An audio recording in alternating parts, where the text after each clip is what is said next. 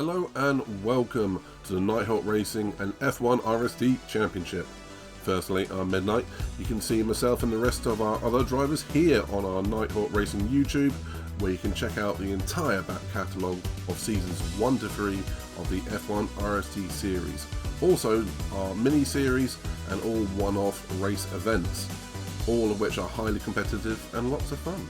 Please check out our Instagram and TikTok for other content and races too.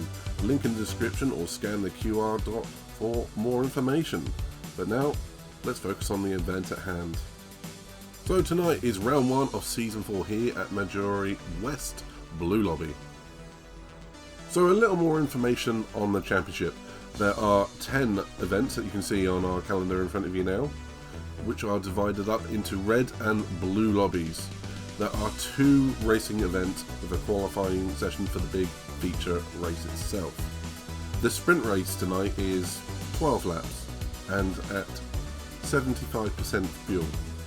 The grid is formed via how drivers line up in reverse average points scored across the season, but for race 1 it is reverse qualifying. The feature race is 49 laps.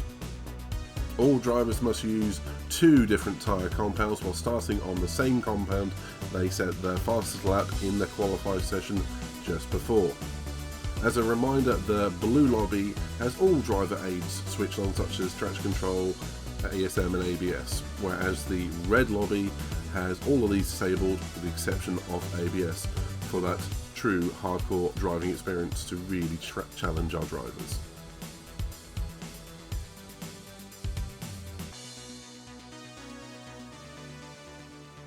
So while the drivers are qualifying, we won't bother them too much, and we'll talk about the track itself.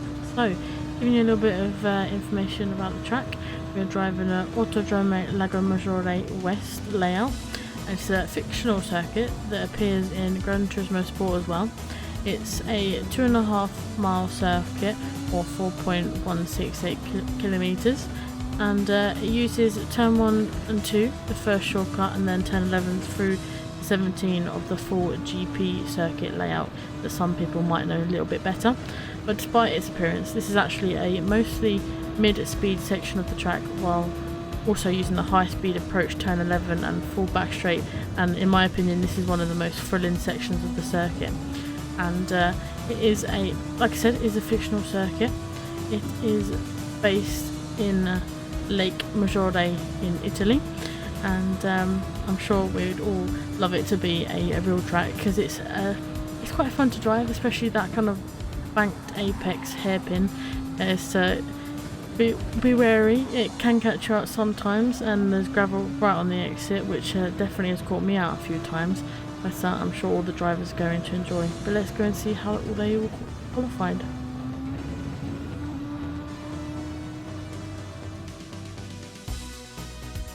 Okay, Sarah, here we are for the blue lobby sprint grid for race 1 here at Maggiore. Sarah, can you do the top 6? I'll do the next 6. Of course I can. So, starting on pole we have Super Simon. He's changed from the BMW into the Mclaren 650S. A good car, and wishing Simon luck starting on pole for the first race of the season. And in P2 we then have Sparky, a new addition to the Nighthawk Racing grid, also in the Mclaren 650S. So McLaren on pole and second, locking out that top row of the grid. So in P3 we have Matty Ice, also known as Iceman, as some people may know him by. He's in the Genesis X tonight. He joined the grid just a few hours before the race, so I'm looking forward to see what he can do in that Genesis. Just behind Iceman we have our very own Zigstar in the Mercedes AMG this season. So a new car for Ziggy to learn, and I'm sure he's excited about that adventure. In P5 we then have Citily, and he is in the Lexus RCF, a car that we don't see much of these days, so I'm excited to see how he gets on. And in P6 we then again have our very own admin, Big Crazy Bertie, also in the McLaren 650S this season. So as you can already see, a few swaps already, car swaps, but I'm going to hand over to Midnight so we can run through the rest of the grid. Thank you, Sarah. There's a few interesting drivers and cars in that top 6, but in the next 6 we have another returning driver in P7 for Hassler, who's now in this season in the Audi R8. It's an interesting choice. We'll see how he gets on with it. I know he's definitely after some good results in this season. Up next, another one of our rookies in P8, Tygo. We've heard a lot about him, but in that 458 is going to be a tricky one for him, but hopefully he's got the speed to match the car. In P9 we have the returning Lee, again in the Porsche 911 in that BTCC livery. And what can I say, he's definitely going to be up for the odd sprint podium or even feature race podium, so we're going to wish him the best and good luck to him out there. In P10 we have our very own Giles or Giggles Velocidad, or as some know him, Max Velocity, depending on how you know him, depending on how you might know him on track. But this season in the RX Vision, so good luck to him out there. In P11, in the Nighthawk Racing colours, in the red and blue, our very own co-founder of Sarah Hawkey, this season in that M6. It's a bit of a tricky car, but going to wish her the best of results, particularly here at Maggiore. And another one of our rookies, the final rookie of the lobby, and that is Nikki in the AMG in that gold and red livery. So good luck, Nikki, out there, and may the AMG treat you well.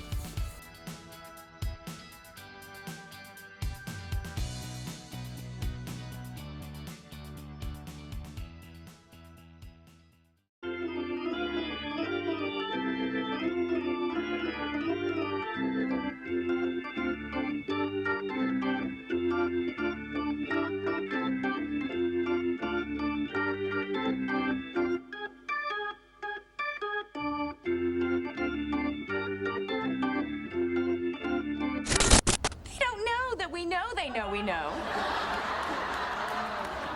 And Joey, you can't say anything. Couldn't if I wanted to. Okay, so leading us away for our first sprint race of season 4, we have Super Simon, followed by Sparky, Iceman and Ziggy. And then off they go as they hurtle towards turn 1. I'm sure we'll see plenty of drama during this sprint race, as we already see Iceman closing the gap on Sparky, but not quite close enough to have a look. Sparky does go a little bit wide into the first corner. Then Poppy looks to make a move around the outside. We've got drivers. Oh, we see the leader, Super Simon, going wide and exit at turn 2, giving Sparky the lead. Followed by Iceman and promoting Ziggy up into the podium position. Simon losing a few places off the start there. As we run down towards the hairpin, it looks like Ziggy has a very good run up on Iceman, with drivers behind going 2 or 3 abreast. As we look into the hairpin, Ziggy looks at the inside. Iceman outbreaks him slightly, but he also runs wide, which allows him to sneak up the inside. As now we see Iceman also possibly falling under a little bit of pressure from Saber Venom. It looks like all the drivers behind are running in single file and sorting themselves out finally. Yeah, it looks like the grid have gotten off to a good start. Unfortunately, Simon running wide on the exit of turn 2, but action all the way down the field. I can see Sicily going for what looks like a move on the inside of Giles into that right-hander. Giles holding the position in that RX Vision, but all the pack, there's a couple of little there's a couple of packs all together, lots of dicing all the way around this lap, Kurt. Good racing so far. A couple of little taps there from Giles with Lee, but nothing untoward so far. How do you feel? Well, Robin is racing, Luke. And I was trying to say, as we went on, as you were saying with that previous corner, Luke, Sparky went wide at the front, which allowed Ziggy to seek up his inside and promote into first place. There's been a little bit of contact between Sparky and Iceman at the front of the pack. It certainly seems very close between second, third and fourth. You see Iceman running wide on the exit at turn 3, getting all sorts of twisty on the exit, which allowed Hassler to sneak through up into third position. Certainly not what you want to see on the second lap of the race. But Saban is now also on the hunt for P2 as Sparky leads Hassler from third and second. As he's running wide at the exit. Our leader running wide at the exit and the exit, which allowed Sparky back into the lead of this race. Hassler having a very good start to this race, up in second with Bertie, which I believe he started down in P7, is now up into third position. It shows you if you keep it clean, which anything can be possible during this what can I say, quite chaotic sprint race as Sparky runs wide again, which allows Haslett to have a little look up his inside. Haslett getting a much better exit off that corner. Is he going to possibly look toward the inside line for the final corner? He thinks better of it. He's followed Sparky for now. But if Haslett can get a better run off this final corner, which I don't think he quite does, it looks like Sparky saves him first now, Luke. Yeah, there's lots of movers going on in those couple of laps. So Haslett, who is a seasoned veteran with the F1 RST group now, looking strong in P2, challenging for that P1. Bertie, like you said, up from about P7 into P3, looking for a podium in his first race of the season. But it does look like the mover so far has been Giles, who we formerly know as Max Velocity. But I hate to break it, I hate to butt in, Luke, but it looks like Sparky again run wide the exit of turn 3, which allows Saberman up into first and Bertie into second, and then Bertie is challenging Haslett for first place. Can Bertie do the unimaginable and take his first win in the entire F1 RST seasons of all? Well, we'll see what happens, but Giles has got to move on Sparky. Like you said, he ran wide in turn 1 and then again into that hairpin down into the mid-section of the course. But Sparky looks like he's under pressure. Now running wide again into that long double right-hander. Ziggy looks like he's coming for the move, followed by Lee. A little bit of rubbing and racing, but again, nothing untoward. But lots of movers going on this lap, and it is good to see there's a lot of good racing so far. Yeah, absolutely. Yeah, we'd like to see a little bit of contact, rubbing is racing and all that. But I'm glad our drivers have kept it very clean for the most part. As we look like Ziggy pushing Sparky right up against the wall as he runs into the first point, and he runs wide, which allows Sparky, Tiger, and Lee through. Dropping down from P5 into P8, and so it's not what you want.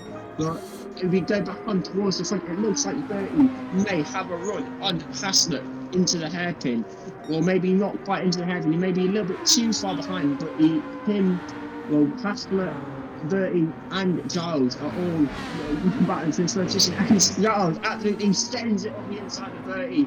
Maybe a little bit too sharp of an apex to really challenge Bertie on exit, but Giles is certainly looking to make a move, and he doesn't want to wait very long to make it, Luke. Yeah, exactly that. And that was a move which, on that corner, there is room to take a wider line there. Bertie took full advantage of it, getting a much better exit out of the corner and keeping Giles behind him for another couple of corners. But looking at the moment, it does look like Giles on those medium tyres against the Mclaren medium tyres for Bertie are very evenly matched at this point in time. It looks like at the moment, Haslett is starting to look a little bit comfortable in P1 with this battle going on behind him. Yeah, as you look at Giles making the move up the inside into the first corner. Bertie breaks a little bit later. Giles holds it up the inside, makes the apex, and slashes Bertie off on the exit to take the track position and second position off Bertie. It looks like he might have parked it on the apex a little bit of the second corner to block Bertie from being able to challenge him on the exit. So that promotes Giles up into second place and Bertie down to third. Looking towards further down the field, it looks like everybody is keeping it single file for the moment, Luke. Yeah, and look, Giles, he's just so late on the brakes. He nearly ran into the back of our Sabre, Venom, or Haslett as we know. And Bertie has come up a cropper. He has spun coming out the hairpin, and he's going to go right to the back of the pack. And we did see earlier on, unfortunately, our very own Sarah Hawkey having a spin as well. So it is going to be, unfortunately, the Night Racing admin at the back of the grid on this one. But in the mid-pack, we do have a lot of racing going on between Nicky, Ziggy, Dehan, otherwise known as Tygo, Sparky, and Lee. But right at the front, we can see that Giles, or Giggles, however you want to know him in this one, he has definitely got... Ooh, he's got a slide on coming through the final corner. He wants that P1, but Iceman is now joining the battle, Kirk. Which way do you think this is going to go? Halfway through the race almost, and we got this like three-way fight for the victory. It's almost certainly anybody's race. it looks like that rear-engined Audi R8 is a little bit worse on its tyres compared to the other cars. But I think if Sabre can stay out in front and keep it clean, staying in clean air, I think it's advantage Sabre of Haslett, per se. But who knows at this point? And in P4 at the moment, it does look like Lee's starting to make a bit of a gap to the chasing pack behind of Dahan, Nicky, Sparky, Ziggy, and Sicily, otherwise known as Intimidator, if you know him as that. But at the moment, start to calm down a little bit. The sprint is always a bit chaotic in the first 4 to 5 laps, but this is where the time where it's going to have to start to become a factor in this race. There is a lot of right-hand corners around here which should demolish that left-hand tyre, the front left. And now it's going to be settling down a little bit, and sometimes going to be playing the long game.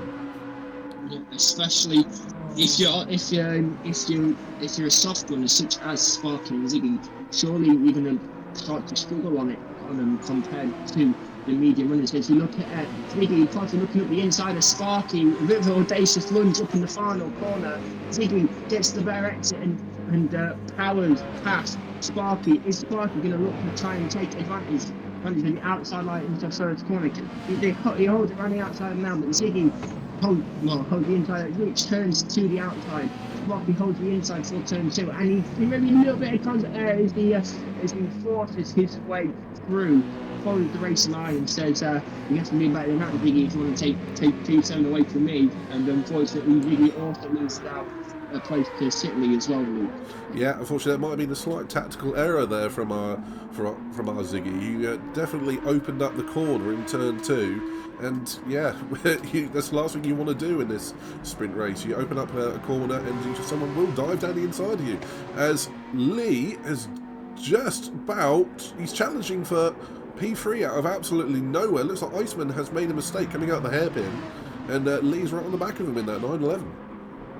We've just had a change for Lee. It looks like Haslett may have gone slightly wide into the final few corners, which allows drivers to go through and take the lead from the Audi R8. Mazda Vision is certainly a fast car in a straight line, so it might be a little bit difficult now for Haslett to be able to challenge Giles again, Luke. Yeah, I think you're possibly right. And we are definitely seeing that front tyre wear, particularly for the R8, being rather substantial around here. So it is going to be very, very tricky for Haslett to stay with Giles at this point. But a solid P2 is exactly what he's going to be hoping for, at very least. He's still going to have to keep around the charging pack behind him. But Lee is up to P3, Iceman down to P4, but still a good position so far for his first F1 RST race, with Tygo and Nicky both in their first races, the rookie championship with us, and they're both in 5th and 6th respectively. So good racing from the rookie so far, Kurt. Yeah, absolutely. Obviously Nicky's starting from the back for the sprint race. He's certainly done well, almost a position every lap to be up into P6, and with a podium position which is Lee, only a couple of seconds up the road. So with four racing laps to go, anyone could be taking this final step in the podium, Luke. I think so, but there's a big battle also for 7th, 8th and 9th with, again, the other 2 rookies in Sparky and Sicily, followed by our very own Ziggy, who are fighting to the death round the final couple of corners. But I can definitely think Ziggy's tyres are not going to last as Sicily runs a bit wide. Ziggy will get past again, but I think it's a matter of time for those soft tyres die. So maybe a slight tactical error there, but at the very least providing us some great entertainment. And in 10th, actually catching up, is our very own Sarah Hawkey, one of the series co-founders, and Bertie as well. So lots going on, and Simon doing well in his new car, the McLaren 650S this season. But out front, yes, it does look like Giles, he's looking in command at the moment, Kirk. What do you think? Yeah, it absolutely is. As Haslett runs wide again on the exit of the hairpin, fortunately there's enough of a buffer to where he doesn't have to worry about the drivers behind. But I just want to say, running for that flat out left-right chicane as he runs towards the back straight, Iceman lost out to Tygo, and then Nicky also took a poor exit. And you see Haslett run wide. Oh, possible internet issues there for Haslett as he seems to have gone from a comfortable second down to a P6 loop. Massive damage. Massive damage. That is retirement level damage. He's going to have to hold on, and his tyres are going to be shredding at this point. So I think he's had an off at the fast part of the track, and he's fallen from second down to sixth. From what was it looked like a solid P2, is now maybe a P6, P7. Absolutely. Fortunately, we only have weak damage on, so the car has magically repaired itself, so we should be able to fight a little bit more now. As we see Sparky run wide and exit at turn 2, losing 2 positions to Ziggy, whose front left is absolutely crying out, which allows Sicily to sneak through up his inside. But back at the front loop, we've got rookie Tygo up in third place, possible podium finish on his first event, first F1 RST event. I wouldn't call it just yet. We've still got Tygo Dehan in, as you say, P3, but closely followed in that AMG. We know is a fast car in the hands of Nicky, who started at the back due to being qualifying on pole for the feature race, so we know he's quick. Right behind him in P4, and we do know Iceman is quick. He's been running high in this race, if a couple of mistakes, unfortunately.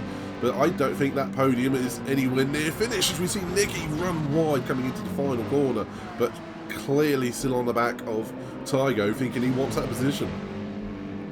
Yeah, absolutely. It looks like anyone can get this podium position, as Nicky was closing towards the first corner, but not quite close enough yet. Possibly, you see Tygo run a little bit deep into the first corner, which compromised his line into turn 2. Nicky basically pushing that Ferrari through these 2 corners. Can Nicky get a good run to the back straight to challenge? I don't think it's good enough this lap, but maybe next lap we can see a change in the podium positions as the merc's closing. It's closing, but I don't think it's going to close up, or is it? We're going to see it move here. Nicky thinks better of it for now, but that Mercedes is pushing that Ferrari around those corners, Luke. I completely agree. I would have put money on there being a move there, but he looks like he's biding his time. He's just waiting for Dehan to make a mistake, put a wheel wrong somewhere, and then assume the position that way. But we're coming into the final lap now. He's going to have to make a move. Dehan does run wide. So there you go. There's the mistake. As soon as you're off the racing line here, you're on the dirty part of the track, but it's not race over for these two yet, because that 458 is seriously quick in the hands of Dehan, and we could easily come back by. Yeah, absolutely. And Nicky, although advantage Nicky now, because they're in front of Ferrari, it's all about keeping it clean and not making a simple mistake, which can be very easily done, as you see Dehan closing up in the braking zone. Get a little bit slowly there on the exit of turn 1. Oh, there's a little bit of contact there as the Ferrari makes contact with the rear of that Merc. Maybe pushing it a little bit wider than one feet. Oh, and he's getting all over the sausage curve, which pushes that Mercedes out wide. And he's got through. Maybe a little bit elbows out with that move right there, but he currently has advantage as we run up towards the back. That Mercedes is tucked under the rear wing of the Ferrari. Is Nicky going to look to the inside? They are going to look to the inside. Can they outrun the Ferrari? The Ferrari will be a little bit later. But can they use the camber of the corner? The Mercedes driver does use the camber of the corner to help get a better exit and powers down towards the chicane, which is keeping themselves narrow for the chicane, which is going to compromise the second part. Can she hold it? She does. They do hold it for now. Nicky holds it. The P3 and possibly the final podium position move. Yeah, I mean, that was a good move down into the final, the hairpin there. Great move from Nicky. Late on the brakes, but we have to say at the moment, Giles is going to pick up the win for the maiden sprint win for the Blue Lobby in Season 4, followed by Lee in that 911. He's starting off his championship bid really, really well. Nicky looks like he's going to hold on to that P3. Maiden podium. And Tygo P4, Iceman P5, taken away from there, Kurt. Yeah, Haslett in P6, followed by Sittley. Followed by Sarah P8. She managed to gain 2 positions. So has Bertie, and that is due to the McLaren Sparky tyres just wearing out with nothing left to fight with, and then Ziggy being the second to last finisher as he comes around the final or viaduct with chicane type deal before the flash left-hander in the final corner, taking out P11, and then last but certainly not least, Super Simon. We saw a lot of good racing during that race, and it's very impressive of Nicky to. I know sometimes when you get pushed out away a little bit, whether intentionally or not intentionally, it can certainly cause some people to get hot under the collar, but they use it to their advantage to getting the slipstream down the back straight and be able to take and overtake the hand into the hairpin loop. Yeah, I mean, that was a good move. It was a good battle from the pair of them. It was, I would say, it's probably on the legal edge in that one, because there was a little bit of barging, a little bit of argy, perhaps, but it didn't look too untoward. But that might be one for the stewards later on. That's something for them to have a look at if it does indeed get reported. But that said, that was some good racing. It was good to see the rookies having at it in their first ever race. And with that in mind, Kirk, I think that does set us up beautifully for what will be the feature race in a minute. The sprint race, though, delivering as always. Yeah, absolutely. Certainly nice to see some rookies on the podium, showing that although they're new to the series, they're certainly eager to get some good results. Maybe we might see some rookies on the podium for the sprint race or feature race, should I say, as well.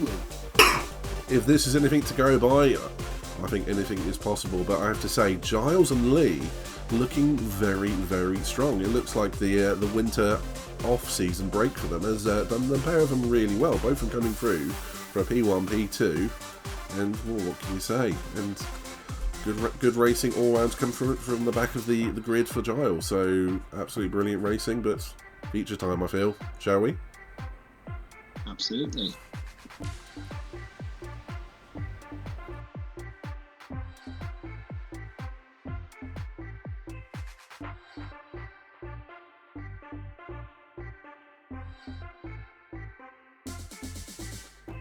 Right, so here are the qualifying results that took place earlier and will form the feature race grid. I'm going to pass you over to Midnight, who will run through the first half of the grid.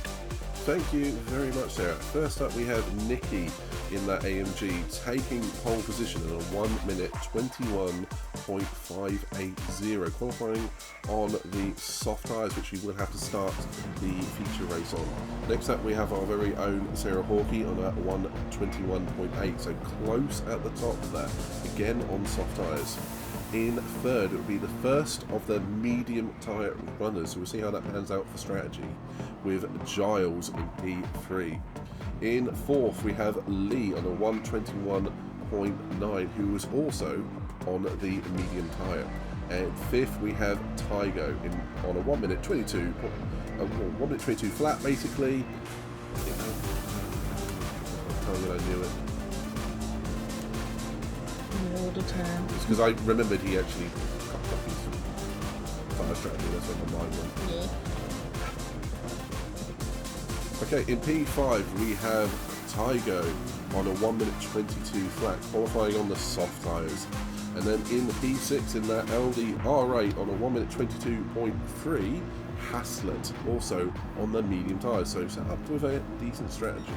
Sarah, would you like to take the next lot for us, please? Yep, so in P7 we have Bertie setting a 122.543, so very good time in that McLaren, also on the medium tyres. Next up we have one of our rookies in Sicily setting a 122.7 and in P8.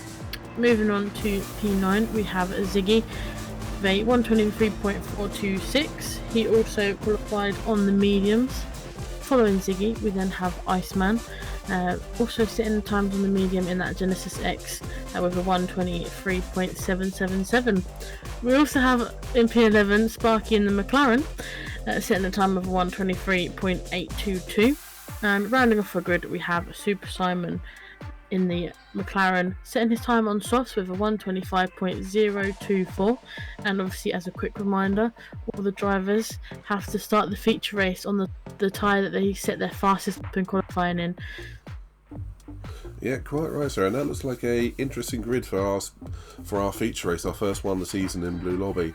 There's going to be a couple of drivers I've got my eyes on, and I have to say, it set us up nicely. Anyone you're going to be keeping an eye on in particular? I think I'd like to see how our newbies get on. Obviously, it's their first experience with us in Nighthawk Racing. Obviously, hopefully they have a lot of fun and kind of see what we're about. So I'll keep an eye on them. Hopefully, they do well, and excited to see how they get on. Yeah, exactly that. And good luck to the rookies, especially out there. I'm going to be keeping an eye on Lee in particular, because I know he's been displaying a lot of speed in pre-season, and also keep an eye on Bertie as well, because back in that McLaren again, you have to watch him at the end of a stint. So taking that McLaren's natural ability with the longevity on the tyres and seeing how he rolls with it. Now let's get into that feature race. I'm looking forward to this one, and it should be a good one. Okay, you join us for the feature race, the first feature race of season 4, and off we go. As we have Nikki leading us away, followed by Sarah and Giles. Looks like Dehan has had an absolutely fantastic start, but he doesn't make the most of it. And we see Giles go a little bit deep into the first corner, but Dehan get that cutback on both Giles and Sarah. But Sarah losing out the exit of turn 2, dropping down from P5. Looks like Haslett got all over inside curve, which did not help his run down the back straight. But out front, Nicky, it's got a very nice margin to the drivers behind. It looks like Dehan is certainly looking at getting that 60 of the master of Giles, with Lee up into 4th, Sarah in 5th, Haslett in 6th, Sparky in 7th, Ziggy going side by side with Sicily in P8, and going up the inside into this flat out left right chicane, and Kane in that position off him. And we see Haslett off to the left with damage. Oh, and it looks like he might have caught Bertie ever so slightly, but luckily Bertie escaped without any damage. And then we go back towards the front, it looks like Ziggy went a little bit wide into that right hander. And it looks like Ziggy also went a little bit deep. Can Iceland take true advantage and was challenging him into the final corner? It looks like Iceland is helping the challenging position, although he got a slight tap up the rear from Sicily. And heading down the pit straight is Sicily going to look up the inside into turn 1. He thinks better of it, braking a little bit earlier, maybe looking to take advantage in this upcoming corner. Although Ziggy runs deep, loses the position to Iceland, loses a position to Sicily. Well, he stays side by side with the American, or the Portuguese driver. And Ziggy has a much better line run onto the back straight, which allows Ziggy to hold the position. Yeah, lots going on. It looks like Haslett had a bit of a terrible opening lap. He still has all the rest of the race to recover, but unfortunately damage is set to heavy during the feature race, so that is going to be one he's going to have to adapt to in strategy. And Nicky out front looking commanding at the moment, running away with it, followed by Giles, and then Tygo, Lee, and then our very own Sarah Hawkey. So it does look like this front pack of 5 are making a bit of a break for it at the moment. We do have a lot of the drivers on very different tyres. So, but out front, Nicky on the soft tyres making them work. The only other one on softs in the top 5 is Sarah Hawkey. And it's going to be one of those. This is going to be a strategic race, and we're definitely going to see lots of strategic interest throughout this race. But you've got to make those soft tyres, make the most of them while the race is young and the tyre wear is low. Sarah looking for a move on Lee into T1, Kirk. Yeah, absolutely, but she absolutely licks the stamp and send it up the inside of Lee into the first corner. Can Lee, well, Lee looking at a cutback, is he gives Sarah a little bit of a tap, a little bit of a tap on the exit of turn 2, as he gets the inside, move up the inside done. But however, that sharp line in for turn 3 gives Sarah the better run down the back straight. Can she make the most of it as she gets all tucked up behind that Porsche of Lee? She's closing. She's closing. Is she going to be close enough to make a move? I don't think she is. I think she's going to sit behind for now. Looking further down the pack, it looks like Iceland gives Sparky a little bit of a tap down, a little bit of a bump draft down towards back straight. Sparky holding 6 for now, and behind. And it seems like everybody is still in single file to now, Luke. Even though we're on lap 3 now, it looks like everybody's just starting to space out a little bit, just starting to pace themselves, try and make the tyres and strategy work. Yeah, exactly that. Those soft tyres are going to have the grip in this opening stint. But it's going to be key to see where those medium tyre runners end up in a few laps. And one thing we do know is those soft tyres do not last too many laps, but the mediums will go a very long distance here, which is almost a bit strange at how much life those medium tyres have around here. But you've got to make the most of each and every single strategic option that you have around here. But looks like good racing so far from the entire grid, and one strategic interest I've noticed is Haslett has stayed out on those was that damage since lap 1, so he looks like he might be carrying on for a while, but it looks like you say, the rest of the grid is settling down. We have a couple of drivers very close together. We have Sitterly and Bertie with Ziggy sort of one by one down the back straight, and we do have maybe Iceman going for a move on Sparky. Yeah, it looks like it. Iceman looking to outside to get that cutback on the exit, getting that much better exit in the Genesis, making quite simple work in the McLaren. Although taking a tighter lines to this first part of the chicane, it really allows Iceman to open up the second part, while Sparky has to lift and take the tighter line, which allows Iceman to make quite a simple move there in the end. Yeah, quite a simple move as Iceman now looks forward. He is a little bit wide the exit there on that right-hander, allowing Sparky to draw alongside again. Is Sparky going to hold it the inside for the final corner? Thinks much better of it, which Iceman didn't expect him to back out. But exactly, you can see a cutback, and which allows Sparky to power past him down the pit straight. Although Iceman thinks about trying to hold it out around the outside to look for the cutback, he can't quite pull it off, but he's taking an alternative line to try and make the most of the Genesis to power in a straight line. There's an alternative line for Sparky. But you've got to be careful around here, Kurt. You've got to be careful around here. And one wrong move and you're in the barrier, but also if you start fighting, you lose a lot of time. And as you can see, Sparky and Iceman fighting have brought Ziggy right into the battle with them, followed by Sitterly and Bertie. So a 2-person battle soon becomes a 3-, 4-, or 5-person battle. Absolutely. It's so easy to get caught up in a battle and touch the cars in front. As that gap to the BMW Sarah in front for Sparky has got easily be 5-6 seconds now, Luke. Yeah, I would agree with you on that, but just having a quick look at the top of the field, it looks like it is settled down now. Nicky's making a run for it, but those soft tyres are starting to shred. Giles is looking good in P2. Tygo in P3 with a half-second penalty. Looks like he might drop a place to Lee. Sarah doing very well in that M6 in P5, but he's going to be suffering with the tyre wear. And this group is going to give us entertainment for days. Yeah, absolutely.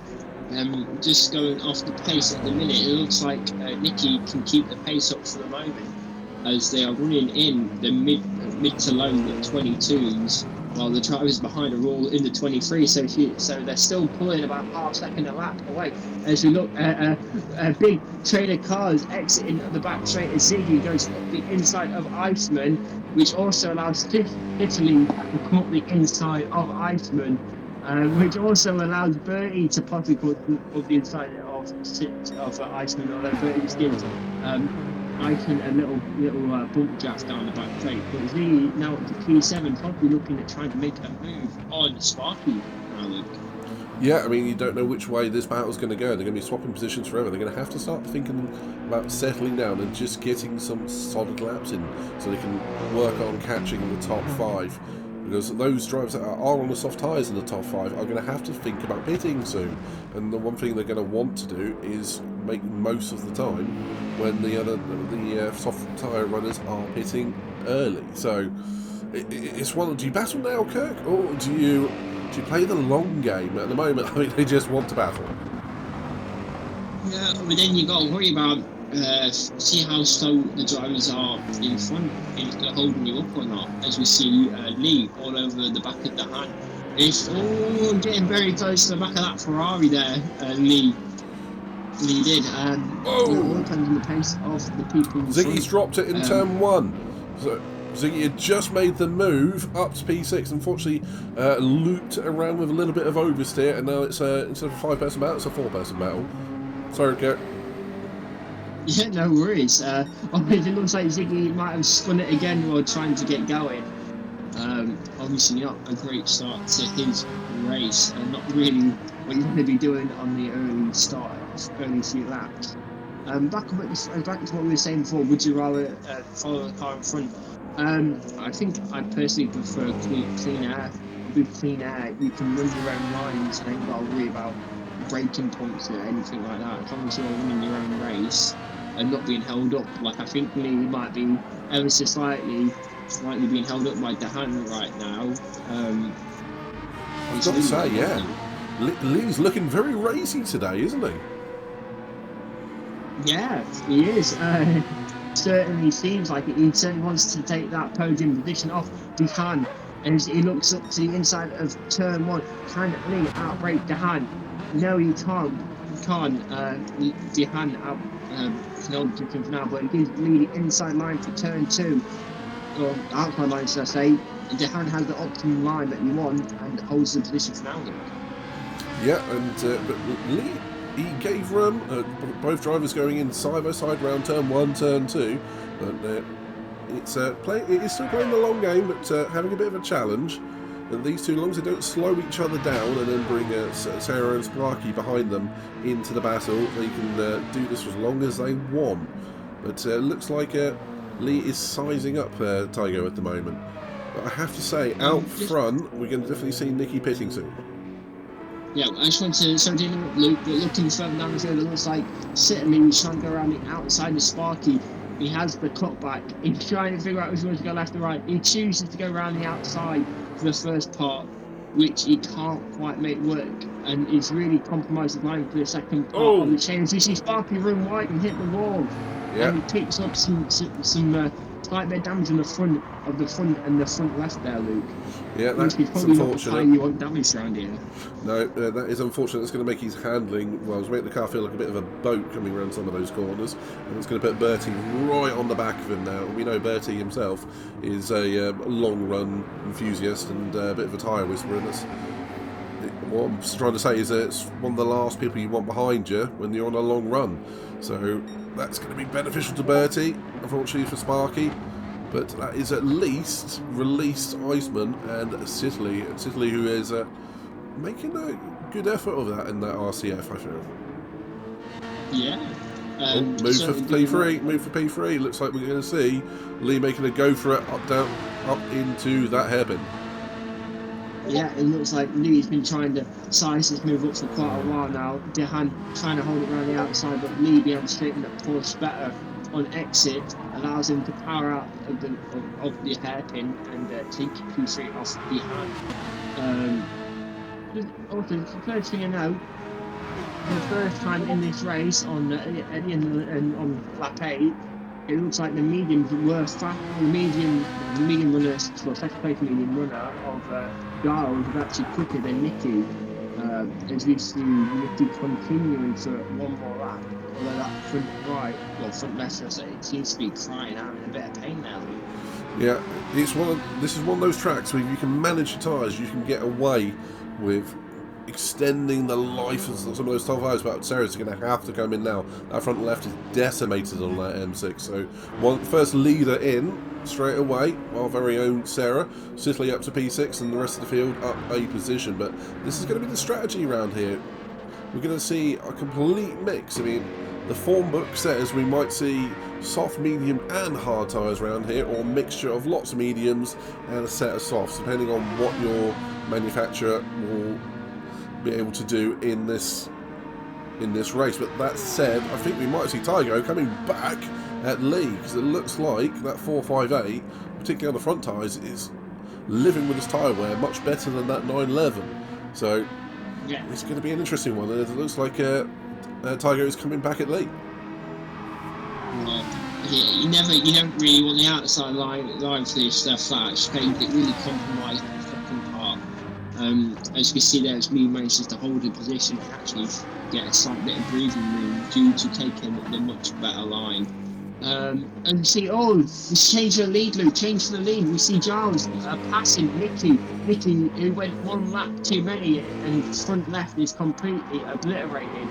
And at the start of this lap, Nicky had easily a 3 or 4 second advantage over Giles. So it just showed you how much time they've lost on this last lap due to the tyres running out.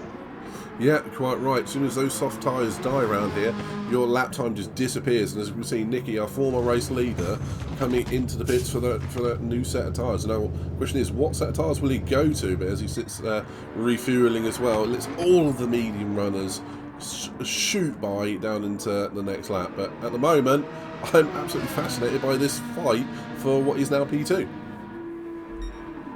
The fight between the two drivers who obviously haven't pitted yet. Between Lee and Dehan. Dehan getting a bit ambitious there, trying to put Lee off, but ends up putting himself off and into the gravel. Obviously not really what he wanted to do there, Luke. No, clearly not.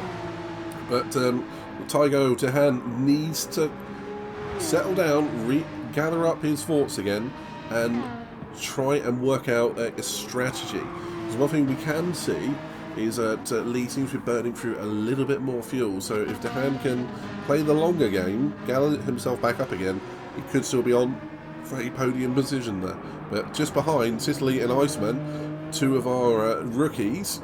We've got 3 rookies in the top 5 here in the blue lobby, doing very well today, but 2 of them very close together coming through that final sector. Although we can see Iceman, he's had an excursion somewhere. He's picked up front left damage, so he's going to be thinking about a pit stop potentially straight away. Yes, straight away. So that might be a change of strategy there, Kurt. Yeah, possibly. It seems like he's maybe used a little bit more fuel as well compared to the cars around us, so you could see him possibly going onto a set of hards and maybe go deeper into the race and take another set of mediums to the end. Speaking of hards, we've seen Nicky, who was our former race leader, go for a set of hards and a full tank, so expect him to be doing around about 20 laps on those tyres. But curiously, Hassler, he is still circulating on those original start tyres with that damage, so he's also made the decision to carry on despite the damage and then continue with his strategy. Interesting strategy, that one. But Sarah, who has pitted from P5 earlier on those fresh medium tyres, is going to hopefully start making some inroads into the drivers like Tygo and Lee, who were just in front of her a few laps ago. I'm not sure what's happened between the P2 and P3 drive, but it seems like Dehan has dropped off Lee a little bit, because he maybe had a bit of a half spin during that throw. You saw what happened. What am I about? He went right at the hairpin. That's what's caused him to lose so much time. As we see, he was about 4 seconds slower in that previous lap than Lee. Although he matched him on this previous lap now, within a tenth of each other there, Luke. Yeah, I was just looking at those times. They're very close. And it seems like the mediums are also working very well at the minute for Giles, who currently just managed to poke himself into 29s, or 22.9, should I say. The only driver on the previous lap to do so, Luke. Yeah, he's definitely at home in that RX Vision, it would seem.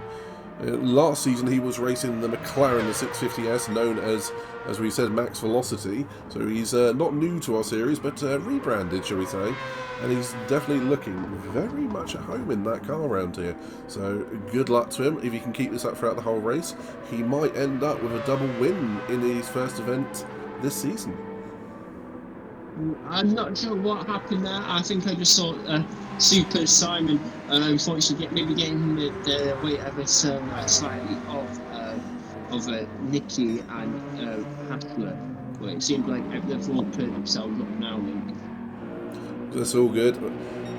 Just now as this race is starting to settle down, we're starting to see the strategic thinking come into play, as we do see Tygo pitting from P3 on those medium tyres. So the most he could manage was 13 laps on those tyres. Do you know what, Kurt? That seems a bit early for a pit there from Tygo. Maybe he's going on to a aggressive free-stop strategy. Yeah, possibly. I know 13 laps, as you said, it seems a little bit short for the medium tyres. It looks like he might be taking a full tank of fuel as well, as we see him getting up. Where's he going to come out? So he's definitely coming out way behind Nicky. He comes out behind the Haas that wasn't stopped yet. I think he's also possibly coming out behind Sarah. No, just in front of Sarah, which is possibly quite important for his race. Obviously, and he is on the hard tyre. Well, he's in the same choice as Nicky, and they're going to the hard tyre. Well, it might be indicative of the fact he's in the 458, which we know is very hard on those rear tyres, so maybe he's playing the long game. We saw it to good effect in Season 3 from drivers like Sophie and Joker, who would switch to the hard tyres on the 458 and make it work. So maybe doing a little bit of research in the Nighthawk Racing YouTube and seeing what worked last season. Yeah, absolutely. Use previous drivers' strategies to the car you're using. It's certainly a way to look at it and help you understand the car a bit better. We've got Sicily pitting from P3. I have to say, I am very impressed by all of our rookies today, but I'm going to just go back and say Giles and Lee having very good races so far. Not too far from each other on track at the moment. Bertie running P3 on a good solid base as well. But yeah, Sicily taking his pit stop. We're just at that point where looking at all the drivers, we have no idea what's going on with each of them. But we can see a move down T1. Sarah taking Dahan. Maybe those hard tyres, maybe not feeling as good as they should. Yeah, absolutely. Obviously, Sarah does have a tyre advantage for the minute before the tyre becomes too much of a factor. But it seems like Dahan with a much better exit on turn 2 is starting to sneak up the inside for turn 3. Sarah may be a little bit too far behind to really challenge him into the hairpin. It looks like that BMW is certainly gaining at a rate of knots down towards the hairpin. Right, Sarah, we're going to be ready. You paying attention? Alright. 1, 2, 3.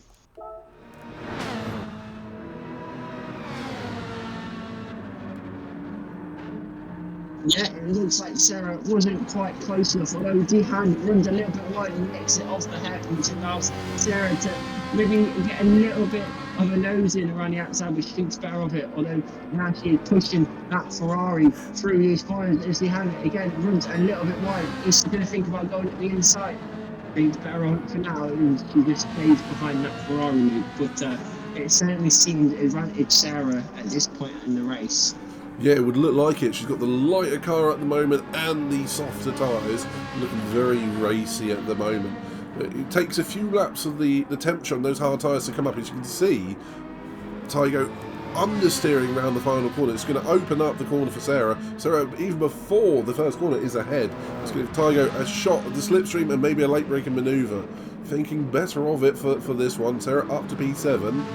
But you have to say, the long game might be with Tygo on this one, if he can get those tyre temps up and the speed to match.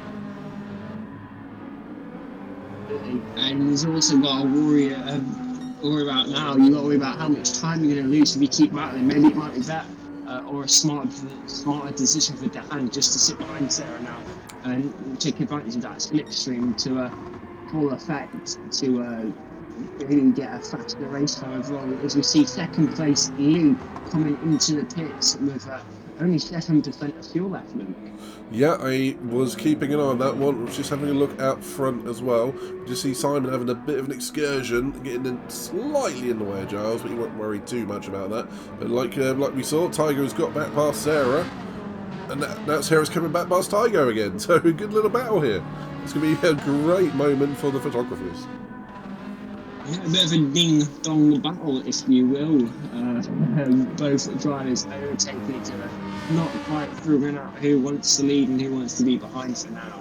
Oh, Dehan absolutely sends it the inside to the final corner, but Sarah uses the momentum around the outside to get a much better run onto that pit straight. As we see Lee exiting the pit, where he can't come out compared to these two drivers. He is on the hard tyres and he is behind Sarah. Sarah gets caught out by Lee, not expecting Lee to be there, and she hits the wall. Fortunately, being able to avoid any damage. But probably not going to do a race any favours Luke. No, I mean that was unfortunate. I mean it's very easy to be put off by a car coming out of the pit lane there. It looks like that's exactly what happened. But these two together again, it's been inseparable, these two, haven't they? Lee and Tygo. But now Lee with the advantage of the fresher tyres, if a bit colder, and a full tank of fuel. So that pit stop strategy hasn't worked out great for Dehan Tygo just yet. But out front, we're going to be starting to see the ultimate leader pit shortly, I feel. He's definitely, I think, going to go to lap 20. We'll go for a two-stop strategy. Then we have Bertie running P2, Ziggy up to P3 having a hell of a race, Nicky, who was already pitted in P4. Nicky, and we have Hassler in P5, still carrying that damage from the start of from early on, where he took the wall. Then Lee, the second, shall I say, of our box runners, with Dehan quite close behind Sarah. Obviously, we saw made that slight mistake at the start of the previous lap in P8, and then Iceman in P9. Interestingly enough, I just realised Iceman went for a set of the soft tyres for his second stint. Yes, I've been keeping an eye on Iceman, and he's definitely picked up the pace, but problem is, then you can then see, when you pick up the pace, the soft tyres shred, and then you run wide. So soft tyres around here, they work for such a short amount of time. You have to hope that this is his one sort of joker set of laps before he comes back in for another set of mediums. Yeah, looking throughout the grid itself, and it certainly seems advantage to Giles at the minute. He seems like the fastest, even on those worn medium tyres, due to the fact of Lee battling with the likes of Dehan and Sarah. The fastest tyre on track is still Giles on those worn mediums too. Yeah, and Ziggy coming into the pits from P3. So this is definitely one of those circuits where the longer you go, well, the higher up you'll be at this point. But Ziggy taking his mandatory pit stop. Already before he's even reached the pits, he's down to P7, 8. So it shows you how close this grid is at the moment. Yeah, I can't stop watching this battle between Lee and Dehan. It's been going on for multiple laps now. Yeah, ever since Lee come out of the pit, it's certainly when we're doing his overall race pace, any help, or giving it any help. But Dehan all up behind that Porsche on the back straight, is he gonna be able to think about making a move into the hairpin? He certainly is starting to close now. Is he going to pull out? He thinks about pulling out. What then doesn't break as late as Lee and thinks better of it. Although he took a tighter line which allows him to get on the power earlier, and certainly can't get on power earlier. However, giving the outside line for this chicane is really not what you want. As you see Lee again just holding position for now, but Sarah, although she made that mistake a few laps ago, is now all over the back of these two battles at P5. Yeah, it's now a three-way battle. And they both seem to be closing in on the damaged Audi of Hassler. You got to say, he's done damn well to get that car that far. So he's clearly sticking to his what looks like two-stop strategy, but he's going to have Lee, Dehan, who's fallen back in that final sector, and Sarah on the back of him very, very quickly. One thing I was noticing as Iceman comes in from his soft tyres before Giles has even been in yet, so that's two stops for Iceman. But one thing I was noticing is that Lee seems very, very confident as Giles finally makes his pit stop. But Lee seems very confident on the brakes, and but I can definitely tell Tiger looks very, very comfortable in that 458 and the high speed. Yeah, it certainly seems like it. I just want to say quickly, Giles doesn't have any fuel left, so he ran that tank down to fumes pretty much. As we see Nicky just entering the final sector now, I think Giles might still be comfortably ahead of Nicky by the time they come up the pits, as he only takes half a tank of fuel, so he is definitely very comfortably in front of the Mercedes driver behind him. And he's gone for soft tyres. I don't think Bertie is expected to be leading this race at the start into this first race. I don't think Bertie is expected to be leading any part of it, Luke. Well, call that a little happy surprise for Bertie. Again, he's one of our tyre whisperers, and I think he has gone onto his 21st lap, which I think, compared to all of both lobbies, the red and the blue lobby, I think is going to be a bit of a milestone marker. So well done to Bertie for getting that McLaren that far. But he is going to have Giles, who's been the fastest in the race by on large, breathing down his neck on fresh soft tyres and only half a tank of fuel. So qualifying laps from Giles now, I feel. But Nicky running with hard tyres, still with half a tank of fuel, and lots of tyre life on those hards, not too far behind. Yeah, it's maybe not. Yeah, maybe about half a sector behind. Probably that gap looking at about 10, 15 seconds, maybe a little bit more than that. As we see Bertie run wide. Unfortunately, we're not quite able to lead. That was a bit of contact, Kurt. That was a little bit of a push to pass there. Oh, getting the elbows out. Giles was obviously didn't want to be held up behind Bertie anymore. More than necessary, but now you have open track to really fly then. Yeah, that was a little bit of a shove, but it's going to be down to the stewards if that is viewed as excessive or not. But this battle that was raging between Lee and the hand has cooled down a little bit now. I think Lee's tyre temperatures have finally come up, and he's making a little bit of a break for it. But Sarah looking strong in that M6, changing from the McLaren last season.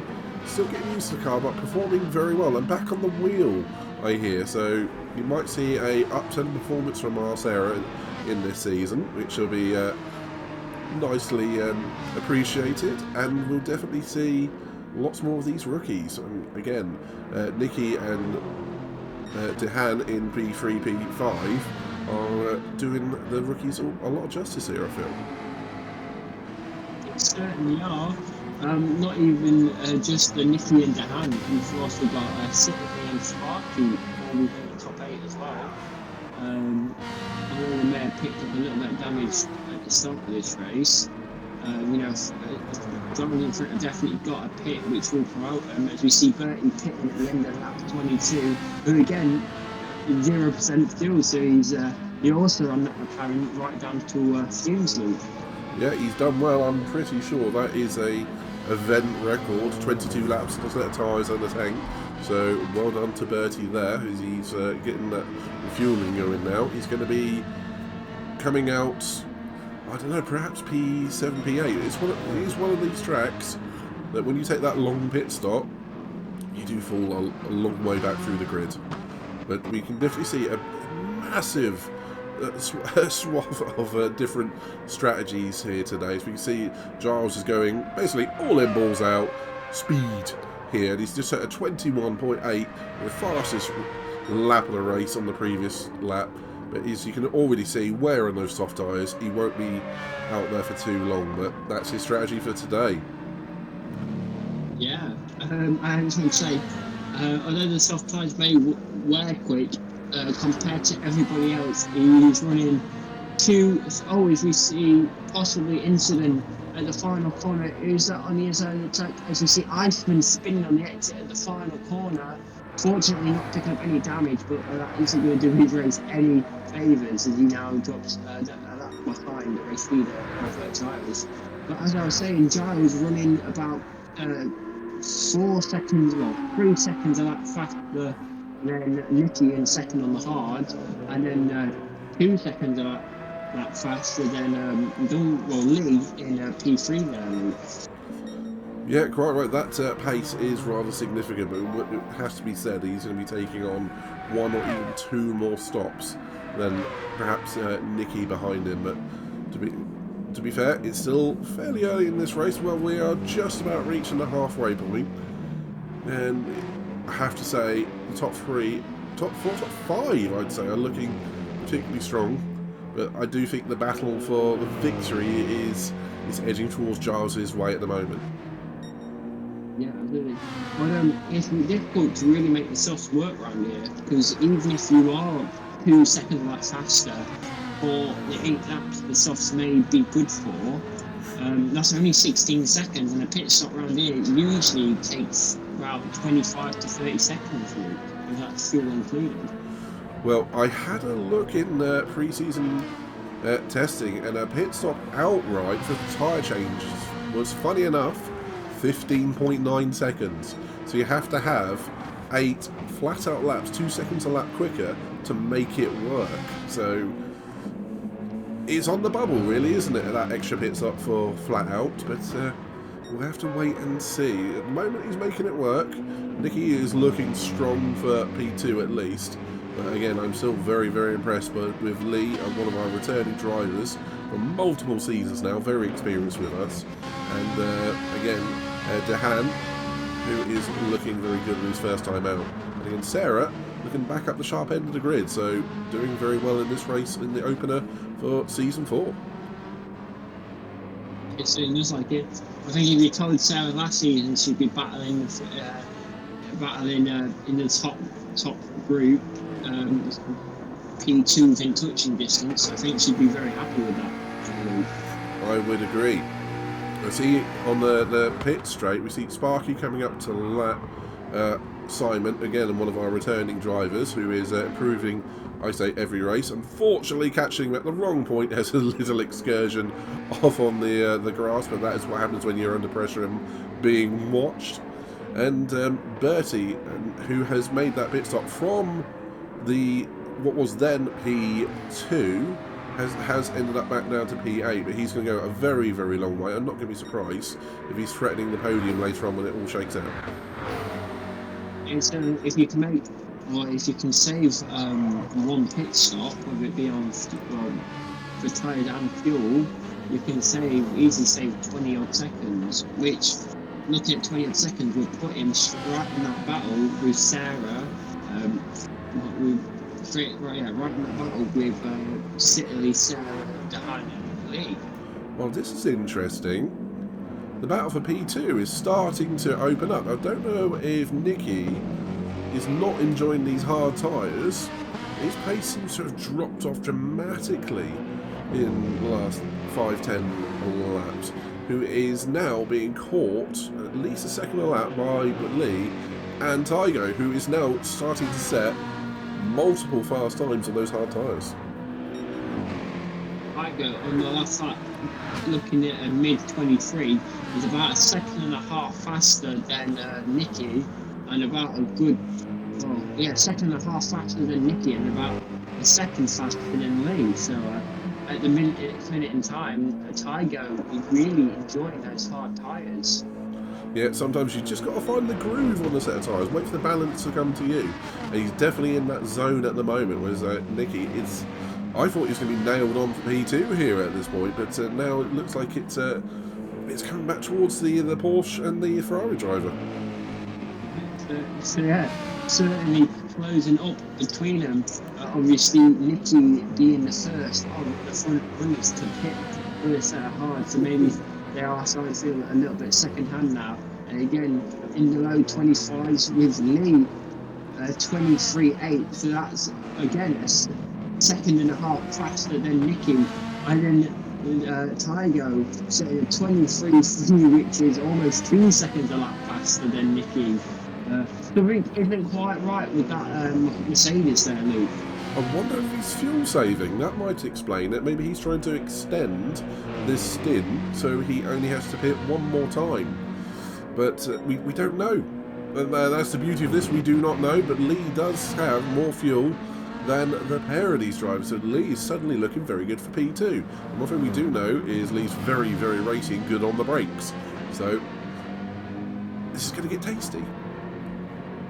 I think realistically, we saw Bertie, who holds the record for most laps on the medium set tyre with no fuel left, got 22 laps out of these tyres. So really, if even the guy who went the furthest on it would be pitting at the end of probably next lap to get to the end of the race. But maybe Nicky, as we see Lee get past Nicky being thrown up into second place. Maybe Nicky is trying to get to maybe about 30 to take us. But even then, Nicky only managed to manage only 13 laps on the medium tyre, so I'd have to get to maybe 35 if they wanted to take a set of mediums to the end loop. It is possible. He's just not comfortable on those hard tyres. It's at what point do you abandon the strategy and then go Ferrari plan A, B, C, D or E and change strategy? But at the moment, Nicky's falling backwards. This is surprising how strong he looked not even a few laps ago, but those medium tyres, like you said, only lasted him 13 laps, so maybe a slight hole in the strategy for round one, or the AMG's is not particularly strong on hard tyres. We will see. Also interestingly enough, Tiger up to P3, by the way. Yeah, Tiger. Nicky obviously really struggling on those hard tyres. Interestingly enough, Giles on the soft is still running about 2 seconds a lap quicker, or 2 to a second and a half lap quicker than the second and third place driver on those soft tyres. I will say yes, although you're right, Lee had to do a pass on that lap and Dehan this lap, so they're going to be a little bit down on time. This lap being more representative. So yeah, but yeah, still Giles looking incredibly quick, even on warm softs at the moment. Lee and Tygo now ahead of Nicky, with Sarah. Unfortunately, looks like she's had a bit of an excursion somewhere, but I would imagine with that front left now dying on that M6, you can see it just being dragged around the course. I imagine she will be in on this lap, so still looking strong, if unfortunately tyre playing a factor in this race for Sarah. Seems to stop off the pack right now. I think Sarah maybe has to do 2 more stops to get to the end of the race, because I don't think we should be able to take a set of mediums the 20 laps it is to the end of this race, so certainly be cutting it close. And you see Giles pitted this lap. It'd be interesting to see if the soft tyres didn't really work out for to the likes of Lee, Dehan and Nicky. Yeah, I quite agree. It's going to be interesting to see what Giles does now. Does he take a full tank of fuel and then go to the end on some medium or hard tyres? And this pit stop is so long, you could literally make yourself a sandwich, get out of the car, read the paper and eat it and get back in, and then figure out where you are on the track. But I think we're going to see Lee take the lead, but Tygo has caught him up rather rapidly on that lap, so the Ferrari driver come back at the Porsche. Looking to get the inside of the Porsche, they get a little bit squirrely and exit the first corner, but he's now basically pushing that Porsche around these corners. Can he get a good run onto this back straight? It looks like Lee really got a bit of a better run, but now Tygo gets that slipstream running up the hill. That is closing on that Porsche. He's closing at a very fast rate and not Lee going all the way to the inside, telling Tygo, if you want this, if you want the victory, you have to go around the outside. But it doesn't matter. Tygo managed to carry overspeed down the back straight and take the lead of the race off Lee's speed. Yeah, good bit of racing from those pairs. Tygo took the opportunity with both hands, and he's up into what is the net P1 at the moment, or net P1 with Giles rather, but P1 on the road with Tygo. Good racing from these pairs. Good, clean, fair racing as well, as we see the mist coming out on the track and the headlights coming on. So Nicky seems to have stabilised in pace and now is staying with these two. But do you know, I cannot call what order these three are going to finish. You really can't, can you? Not even slightly. just a little update on Giles. He did take a full tank of fuel with a fresh set of mediums. So it'll be close, but possibly going to the end of the race now. I think he will be. I think he will be. And Sarah did the same. She went for another set of medium tyres and full tank of fuel. So another potential final stop for another one of the drivers. See if she can make it work. Yeah, absolutely. Well, as realistically, I think you probably want to get to comfortably get to the end of this race on a set of medium tyres. You probably want to stop about that 35. Oh, there was a big accident there. Haslett's tyres, Sabre Venom, has absolutely died coming around the final corner and nearly having a massive accident with Ziggy, but that's got to be another pit stop for Haslett. Only 19 to the end. I wonder if he's had a failure on the wheel, actually, because that was strange. Either way, Iceman is in as well, pitting to repair some damage. So, well, all going off in that lap. Yeah, I'm not sure.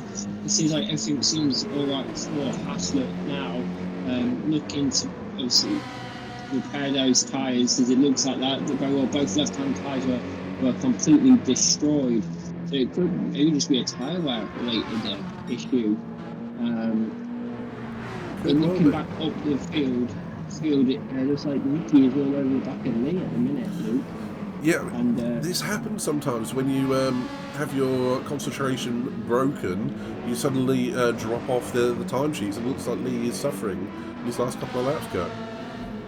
Yeah, it certainly seems like it as Tygo getting a little bit of breathing space out in front. Although it looks like, in terms of fuel, it looks like he maybe has to pit within a lap or two where Lee can maybe go on for a few more laps.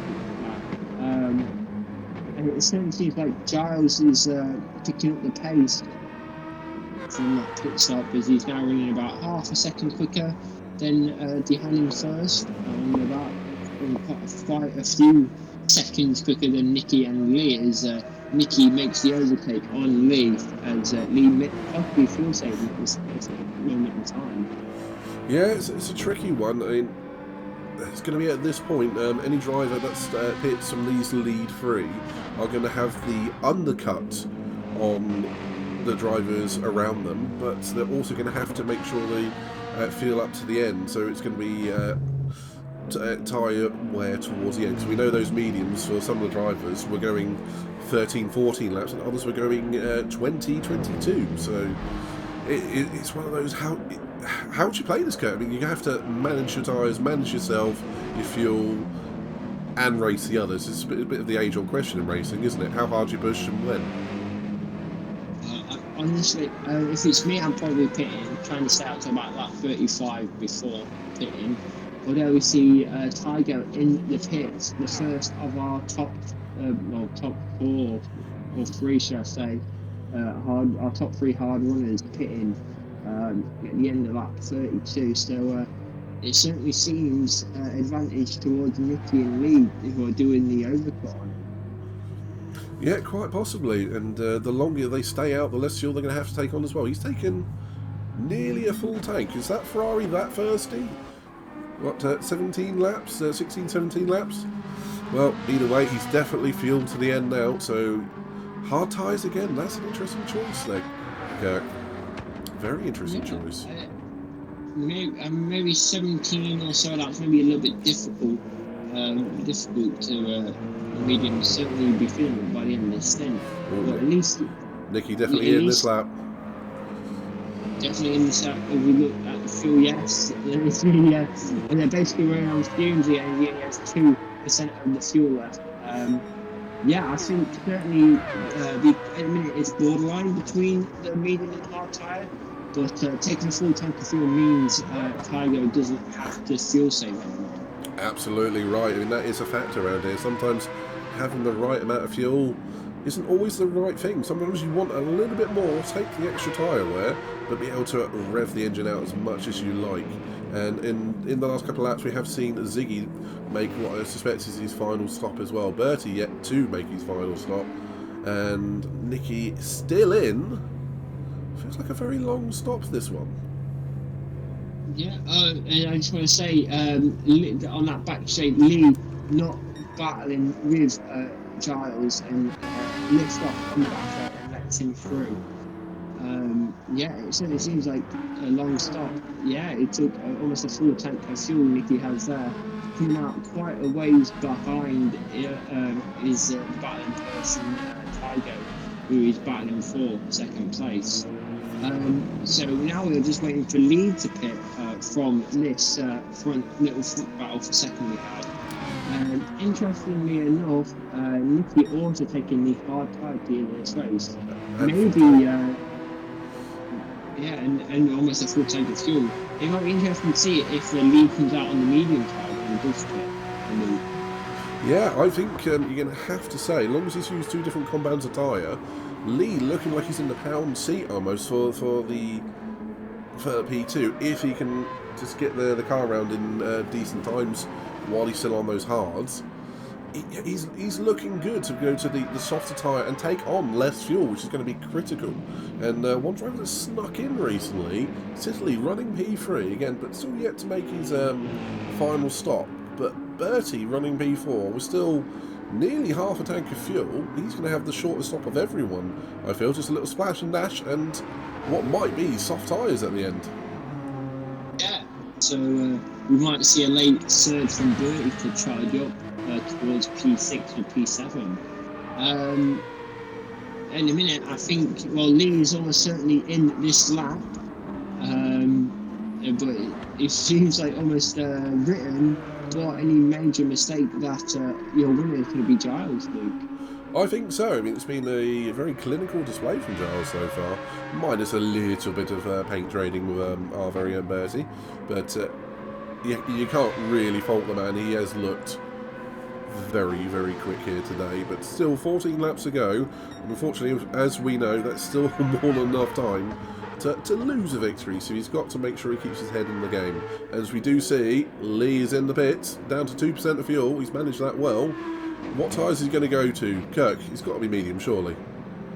Yeah, surely you'd be getting it. Yeah, I've got to say, it's got to be mediums from here. But Tygo making a slight mistake there at the hairpin, a bit wide, losing a bit of time. It's obviously not quite what he wants to do when he's trying to get the undercut on Lee. Kurt, this is the question. Hopefully we stay on board with Lee on the secondary, but where is Lee going to come out in relation to Tygo and Nicky? Yeah, they're running. Nicky and Tygo are running down the pit straight now. And where is Lee? He's taking on 100% of fuel. He's taking a full tank of fuel, and he's also on the hard tyres. Maybe a little bit of a blunder there, Luke, from Lee. Do you know what? I don't know. I mean, is the tyre wear much higher than we suspected today? And is the fuel burn higher than we suspected? Because that is interesting from Lee. I thought he would have been nailed on the shortest stop with the fuel and mediums. Interesting, but we have to see how it works out. Maybe he's called tyre wear being significantly higher, and these two are going to run out of tyres before the end. Either way, that is damn interesting, Kurt. On my screen, it says Lee is on the soft tyre, Luke. And change again. He has updated. Yes, now to the soft. Ooh, so soft tyre. Do you know what? That's just as interesting for a very different reason. So possibly two stints of the soft tyre then take full advantage of it. Yeah, maybe that's possibly a slight. I still think that maybe a bit of a blunder on Lee's part. I think maybe the medium could have been the tyre to go to towards the end of it. Well, I guess we will find out. Maybe he wants that fastest lap. Sicily has gone into the pits as well, so he was down from what was P2, P3 at the time. Bertie up to P2. And yeah, it looks like the battle for the second step on the podium is, I fear, between Tygo and Nicky at this point, are two top rookies for the day. But I just want to say, Sicily is now overcut Lee. That is interesting. Again, I'm not sure what fully happened during Lee's pit stop. but it certainly cost him a bit of time. Although Lee has gone perfect in the first sector, he has got quite a bit of pace in that Porsche while the soft tyres are fresh. Yeah, you would definitely hope to have a lot of pace in that one, but like you, I can only fear he's got to have another stop yet to make sure he makes the end on those soft tyres. But Sarah running P7, having a solid race today. Just like only one mistake so far, but I think we're all allowed them round here because this is a bit of a tricky track. And one moment running wide and you are in that barrier, so doing very well. I think it's time to do a bit of a rundown, Kurt, from the top down. How do you feel? Well, pretty much leading from start to finish. Qualified, I can't remember where he qualified, but starting towards the front of the pack. I think he qualified P3, Giles did, on the soft tyre.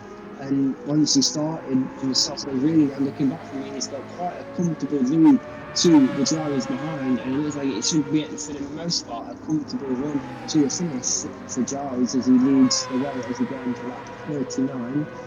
Followed by Bertie. Bertie, a very impressive drive from him again. Really taking full advantage of that Mercedes McLaren tyre wear and fuel usage to win it P2, although he does have to stop again to take a different compound of tyre. P3, a rookie, Tygo doing very well at the minute, taking the final podium position and more than likely taking second place off Bertie once Bertie pits. Nicky in P4, another rookie, driving a very impressive race up in P4, looking at challenging Tygo for that final podium position. Then we have another rookie in P5, Luke, Sitterly, on the fresh medium tyres, only half a tank of fuel. So it certainly looks like he will keep challenging in the two in front of him for the final podium position. And then in P6, probably the kind of outlier, so to say, with Lee, was a very unusual, maybe a bit left field strategy call, taking those soft tyres, although it looks like they made a mistake on that previous lap, setting 25-1, losing about a second and a half, 2 seconds to the people in front. And in 7th we have Sarah. I'm not sure what happened to Sarah's race, Luke. She was earlier on, she was right up there with the battle for the podium, but she's up in 7th at the minute. In P8 we have Sparky. Again, I was about to say at the start of the race, we haven't really seen much of him since, and you can pretty much say the same for Kevin, Ziggy, and Iceman, making those slight mistakes early on in the race and then losing touch to the front of the pack and not really being able to recover from it, Luke. Yeah, battle for the top three, though. I'm going to have to interrupt you there for the moment. Dehan and Nicky and Sicily all together. Do you know what? This is swung rapidly towards Sicily in that RCF, who is now trying to take it to the other two rookies of the series. And Nicky diving up the inside into turn one. No, thinking better of it, backed out of it. And yeah, these three absolutely going for it. You said... I think it was hammer and tong earlier on, and either way, they're still going for it, all three of them, but they are going to be dragging Lee with them. But I do feel that's going to be a bit of a false storm, because those tyres, the soft tyres, have got to go off for the end, I feel. But these three have been so impressive all race. I think Lee, with the clean lap, is just ran about 2 seconds a lap, 2 or 3 seconds a lap faster than the battling trio in front of him. So, and you can already see him. You can see how much, or you see how much he's closed on this lap. I'm not sure if he can make it to the end of the race on this set of stuff, but he's certainly going to try and get track position before pitting again, Luke. Yeah, well, and one thing I've got to say at this point, Sicily has got a bit of a problem on his hands. He's got two drivers, although on harder tyres in front of him, as Dehan climbs the sausage curb and nearly launches the Ferrari into orbit. just about gets away with it. Will run wide to the final corner, opening up the corner for Nicky, who might get down the inside, down the pit straight. But the problem that Sicily's got is the drivers in front of him have harder wearing tyres, and he's going to have to pass and quit while his own tyres go off. But it looks like Dehan has held off that Ferrari quick down the straight, with that AMG not having quite the legs at the end of it. But these three drivers are slowing each other up, and they are definitely bringing Lee back into the battle. And we do know Lee, he can make a set of soft tyres last. We've seen him do it. I think it was at Autopolis in season, I want to say 2. But he has made those soft tyres last, so don't count him out. But he's definitely made life difficult for himself on the soft tyres. But this is going to be entertaining all the way to the end. All drivers, it's so good to see that no one has outbraked themselves into this hairpin and collected another driver. So great racing from all of them from start to finish. Yeah, absolutely.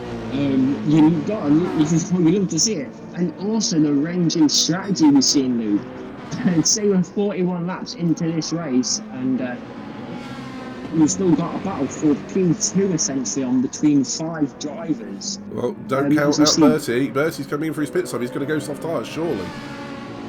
Yeah, absolutely. And the question is, while all these drivers are battling between themselves, surely this has got to be an advantage of Bertie, which allows him to take a little bit of fuel and come up maybe not too far behind him.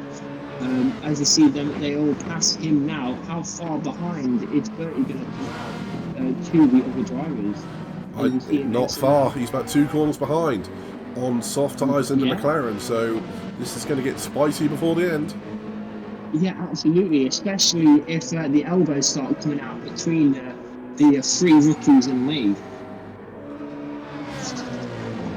Well, out front, we do see Giles, who is probably somewhere around 2/3 of a lap clear. He can basically stroke it to the end now. Pit for softs if he wants to, goes for the fastest lap. But he's really got it, so does he bother? At the moment, Sicily has made the dive on Nicky in that hairpin up to P3. So Sicily on the move. Perhaps he knows that Lee is gaining behind, and behind them, only a corner or 2 behind, is Bertie in that McLaren, with Sarah just behind Bertie as well. So 2 to 7th, only about 3 corners apart at this stage of the race. That's pretty good going. Yeah, especially if you told me at the start of this race, as we start laps, lap 43, with only 6 or so laps to go, or 6 laps to go, that second to 7th we separated by about 10 seconds. I wouldn't believe you. And it is worth saying as well, this lobby is very competitive, but we've done well so far. And Tygo has ran a little bit wide out of turn 1, but fortunately it fed him into turn 2, which then puts Sicily wide, maybe contact with Lee there, I'm not entirely sure, but Nicky back up to P3. But that may be a stewarding investigation after the race, but I can only think Lee's about to start. Is he letting? He might be letting Sicily through. He's let Sicily back through, so maybe there was some contact. Good sporting behaviour there from Lee. But unfortunately for Sicily, that has dropped him behind Nicky. That all stemmed from that turn 1, with Tygo running a bit wide. He's got to be very careful around here. One corner goes left, one goes right, and if you're in the wrong place, you're massively out of position, and you can easily drop 2-3 positions, as you just seen.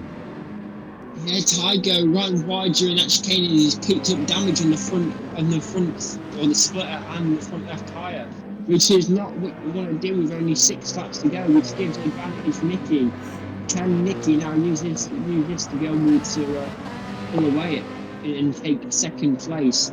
This is Sicily, now that maybe not known to him, but now Dehan's got damage, we really want to try and clear that car as fast as possible.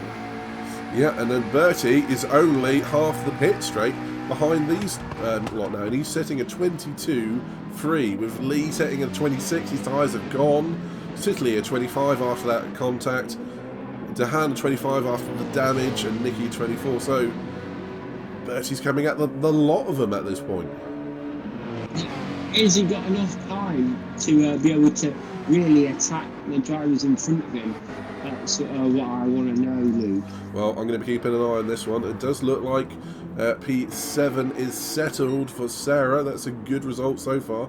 I do want to give Sparky a shout out with his first race with the F1 RST group in Nighthawk Racing, and having a difficult race, followed by Ziggy, who has had a bit of an anonymous one, but a good solid race so far in P10. Iceman having a difficult one, but we do know from the non-championship events he is very, very quick in certain cars, so he will definitely come back stronger later in the series. And Super Simon putting in the mileage and getting better every race. But this battle for P2 isn't over. Dehan is definitely going to be struggling with being able to turn that front of that Ferrari and have some top speed missing, so Sicily easily through up to P3, now looking for P2. And Lee, he's in. Yeah, Dehan absolutely sending it deep into the brake zone, taking track position, but allows Italy to cut up the inside, maybe not get the exit he kind of wanted off P2, but down on the run to the back, Dehan running very wide, which allows Italy to come straight past them through. And obviously Dehan with that front damage is going to really struggle in this top speed zone. And you can see within the 60, he's struggling to catch that Lexus. As it was quite a simple move there for Italy as Dehan makes a slight mistake on the exit of turn 3. And now that's Italy free to hunt down Nicky with 4 laps remaining. Look who's in P5 and looking for Dehan's position. We got Bertie on reasonably fresh softs with no damage against an injured Ferrari on hard, so that looks like Bertie will be scalping that position shortly. But the question is, yes, Sicily, can he catch Nicky for P2? Looking at the previous lap times, they're running very evenly. Obviously, Nicky with the clean air, while Sydney was stuck behind the hand. But now in the clean air, we've got to say surely it's going to be advantage Sydney as we have 4 laps remaining. Yeah, it's going to be tricky. Bertie's pace is now equalised. He has used the best of the softs, so he's going to have to try and make moves very, very quickly to catch Dehan and Sicily and even Nicky. But Nicky looking strong, and Sicily, it's going to be interesting between these two because they're going to start getting towards that crossover when the hards start outmatching the mediums on that wear rate. Yeah. So just for a note, down the pitch straight, or down the back straight, it looks like Dehan is about 4 or 5 miles per hour down compared to the McLaren. As we know from Daytona last season, that McLaren has a very good top speed, and is hunting down that wounded Ferrari as we now see. Oh no, Dehan picked up a half-second penalty. Surely that's got to be the fight for P4 over for Dehan there, Luke. Yeah, that is unfortunate, but he's still going to be coming away with a top 5 finish in his first race. So, do you know what? I don't think there's too much to be ashamed of in this one. It's a little bit of story of what could have been with a podium in the feature, but it's not over yet. I mean, you've still got to get going. We can still see incidents from the drivers in front, but with the way these guys have been driving, Nicky and Sicily and Bertie all race, it's hard to see happening, isn't it? Yeah, you've got to say it is. We'll see Bertie in towards the first corner. Well, Bertie's through corners, taking his time. Maybe time he doesn't quite have if he wants to get this podium position. As we see Giles boxing, I assume, for fastest laps now. That's showboating a bit, isn't it? That's showboating. To be fair, I don't think he had enough fuel to go quite the length, so maybe he's decided to just pit. Oh, here we go. There's a move from Bertie on Tygo up to P4, and you're going to have to say that Ferrari's going to have no answer for that. No. Obviously, Dehan serving this penalty down the back straight. The overspeed Bertie had because of it made it quite a simple move in the end. Although I think Bertie's going to need Nicky and Sicily to start battling if he wants any hope of a podium race. Yeah, I would agree with you. I do think we're at that point though when the hard tyre being less worn than those mediums, it's going to be starting to become more of the the option tyre that you want to be on. Sicily's going to struggle to have the pace to get past Nicky at this point. The only one I think can, I think it's going to be Bertie, but he's going to have to get on the back of these guys within the next lap. We're going to have 2 laps to go. Yeah. Just looking further down the field, it looks like Lee pitted for another set of softs trying to take fastest lap away from Giles, and at the minute he doesn't have a answer running in the 24s. So it certainly seems to advantage Giles as we go on board for Giles as he starts his final lap.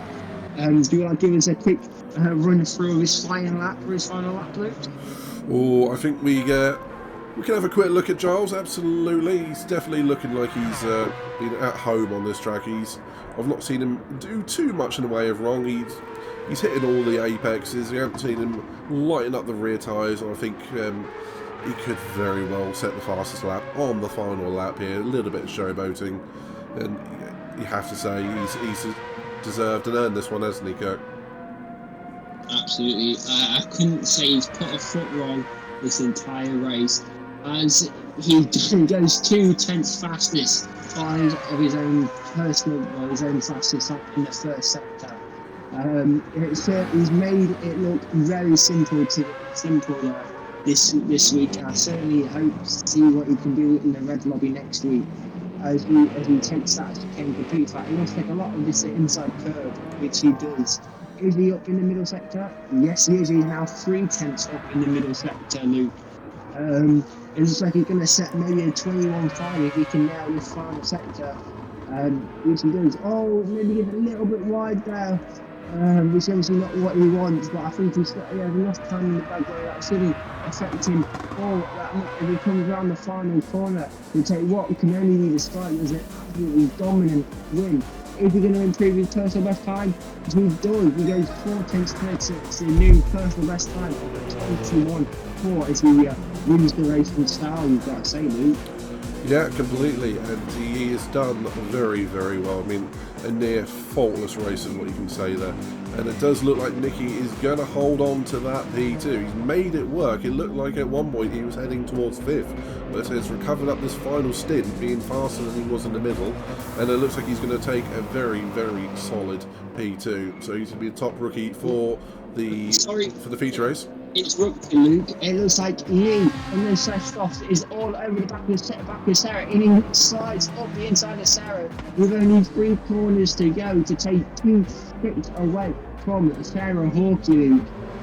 It's very, very good move in the dying embers of this race to be able to slide up the inside of that BMW on those fresh stuff. Obviously, Sarah's. I can also say she's out of fuel. Ran out of fuel. That's unfortunate. Oh, that is unfortunate. Very so close to P6 there, but that was a grandstand finish, you have to say. You're a little bit too aggressive on the fuel strategy there. Maybe you should have saved a little bit more throughout that race. Well, that was a very good race. That's absolute hindsight there for that one. So, Kirk, looking at those results, I mean, that is one hell of a feature race as far as I can make any sense of it. And Giles, formerly known as Max Velocity, in his new guise, absolutely giving us a dominant performance, just like you said, taking the victory in the RX Vision, so it's standing him in very, very good stead for the rest of the season, and taking a Blue Lobby opening victory so far for Season 4. Nicky in that AMG taking a brilliant P2. Sidley in P3 might feel a little bit cheated, unfortunately missing out on P2, but seemed to come out of absolutely nowhere in the last third, even quarter of that race. And pretty much the same for Bertie. We knew he was on a slow burner, but yeah, a few drivers there definitely in the running for, I think, driver of the race. And each and every driver I can see on that has had a good race. So I'll just do a quick rundown from Bertie downwards. We've had obviously Bertie P4, Tygo Dehan in P5, Lee in P6, Sarah running out of fuel on the final couple of corners in P7, Sparky in P8, and up next we have Ziggy with a solid result in that AMG in P9, Hassler or Sabre Venom having a difficult race, but considering all the difficulties he had, only one lap down, which will bode well for the rest of the season. Once he gets those difficulties ironed out with like the fuel and the tyre wear, and there's a clean race, he'll be clearly back towards the front of the grid. As we saw from the sprint, he was running very, very high most of the time regardless, so he's definitely got the pace there, so hopefully he will carry on. Iceman, I think he had a difficult one, but I think it was a good showing from the newbie in the first race for him. And Simon, again on a track that is very difficult, showing that he's made a stern stuff and getting to the end, so good there. Kirk, what's your feelings on the final results and all the drivers that we've seen there? Going off what you were saying, Luke, yeah, I agree. People had a good, good and less good races. Even people toward the back, such as Ziggy, Sabre, Venom, and Iceman, all had glimpses of greatness during the race. And I'm sure at any other week we can certainly see them looking up towards the front of the pack. And I say congratulations to Max Velocity, Giles, a very good race, and I'm excited to see what they can do in the Red Lobby next week. We saw a lot of good running from the new faces. Obviously, 3 or 4 of them in the top 5. So certainly very good additions to our league that we are so proud of. And I say bring on next week. Yeah, right there with you. I mean, it does bode well for the entire series, seeing all the drivers having such a good race. But I'm just going to ask you one final question. Driver of the day. I mean, we have in that lobby, we have Giles running away with it for the feature race. I mean, he's got to be in a shout for that. But in the sprint, just to remind you, we also had Giles win that as well. So he's done very, very well. Lee in P2 and Nikki in P3. Did Giles get the fastest lap in He did indeed. Did he qualify on pole? That would have been... That's a very good question, actually. He started in qualifying in 3rd, so not quite a grand slam. The pole was to Nikki in the AMG. Yeah. Well, I just want to say, very impressive round from Giles. My driver there has got to be Giles. No questions asked, really. Once he got in front, it was completely untouchable, and so close to being a grand slam as well. So really, you can't fault him for his performance. So he was my driver of the day. Absolutely agreed. I'm not going to give each and every single driver a shout out, but I will say Nikki in P2. A brilliant showing, and Sicily came from nowhere. I want to give Tygo or Dehan the biggest shout out as far as I'm concerned, because he's put on a really great performance. They had a great battle with Lee for multiple laps, and again to Lee as well, who has shown he's made of some good stuff there and some brilliant late braking manoeuvres from him. So lots of shout outs all the way through the field there, and what can we say? This sets us up for the rest of the season. 9 more events to go, and this doesn't even include the red event, Red Lobby, which will feature us two, Kirk. So much more to be shown for Maggiore around here, and a lot more races to come in the season. Could be interesting, couldn't it? Yeah, absolutely. Probably a bit more you than me in the Red Lobby. I think I had a good sprint race, but that's where it pretty much ended. Well, we'll leave that one there. If you want to check one out, check out the Red Lobby on the Nighthawk Racing YouTube. And for those that haven't already, give us a subscribe on there. A like if you like to do so much. Share it and leave a couple of comments. But with that in mind, Kurt, I'm going to say that's the end for this lobby. It's going to look good, and we're going to see from the next race onwards, we're going to see a lot more involvement from teams. It's going to be an interesting one for Season 4. And ultimately, we're going to start getting an idea where the Solo Championship is going. You can't tell too much from round 1, but we think we can definitely say that Giles is going to be in a shout for a very solid position towards the end of the season. Yeah, absolutely. And bring on next week. Ready for it. Right. So thank you all very much. We'll be back with the next one.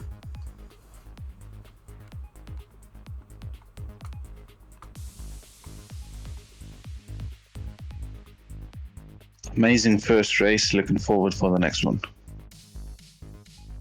Round 1 with a podium. That's how I roll. I think that event went well. Exclamation mark smiley emoji face. I can add 2 more stars to my rear wing now in the customization shop to display alongside my solitary race victory from last season. Lake Maggiore is a track that I have always liked and enjoyed driving. This coupled with my Mazda seemingly being a good all-rounder at this track, I felt confident of a good result beforehand. Albeit the west layout lacks the best bits of the full-fat Lake Maggiore circuit in my opinion. However, to see this as the opening round of this season, I was very pleased. Qualifying went well for me, despite a spin pushing the limit. I knew that mediums would be the best race tyre as the degradation on the softs was far too high, especially on a full tank of fuel. That and the higher one qualified, the further back they would start the sprint race. Qualifying on mediums was a no-brainer. My goal was to be the quickest medium tyre runner. It was close between myself and Lee, but I just managed to edge him out on my penultimate lap and qualified on the second row with 2 soft tyre shod cars in front of me. So I started the sprint race at the back of the grid. I had a really fun battle with Lee through the first few corners with us swapping positions.